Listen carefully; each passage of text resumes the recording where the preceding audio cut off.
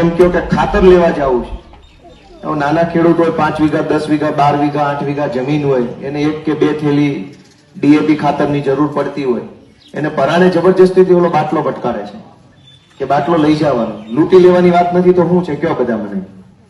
ભાઈ જે વસ્તુ નથી જોતી એ શું કામ આપવાની છે?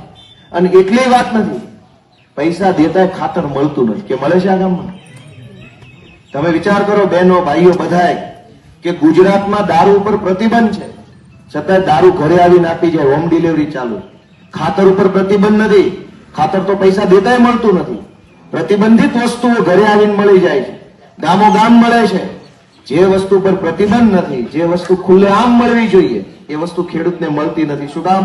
કે ભાજપના માફિયાઓ ઇન્ડસ્ટ્રીયલ ખાતરનો બેફામ દુરુપયોગ કરે છે. મોટી મોટી કંપનીઓને જોઈએ એટલું ખાતર મળી જાય છે અને ખેડૂતના હાથમાં ખાતર નથી આવતું. આ કાળો વેપાર કોણ કરે છે? ભાજપના માણસો. શું કામ કરે છે? કેમ કે એને કોઈ કહેવા વાળો માણસ નથી. દારૂ મળે, ડ્રગ્સ મળે, પણ ખાતર ન મળે. આ પરિસ્થિતિને કોણ બદલશે? તમને એમ થાય ઘરની બહાર નીકળ્યા, ખાતર લેવા ગયા તો લૂંટાઈ ગયા. મંડળીમાં લોન લેવા જાઓ, ધિરાણ નવા જૂનું કરવા જાઓ, આખા પૈસા ભરવા પડે. આખા પૈસા ભરવા હાટું થઈને ક્યાંકથી વ્યાજવા લેવા પડે.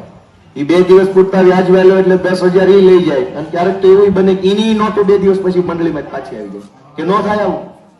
પણ ઉપલા પૈસા લઈને આપણને નવા જૂનું કરી દે તો વાંધો શું છે? આપણે ક્યાં કામ કે સીમ મૂકીને ભાગી જવાના? પણ ધરાહાર આપણું કામ ન કરે. શું કામ? લૂંટવા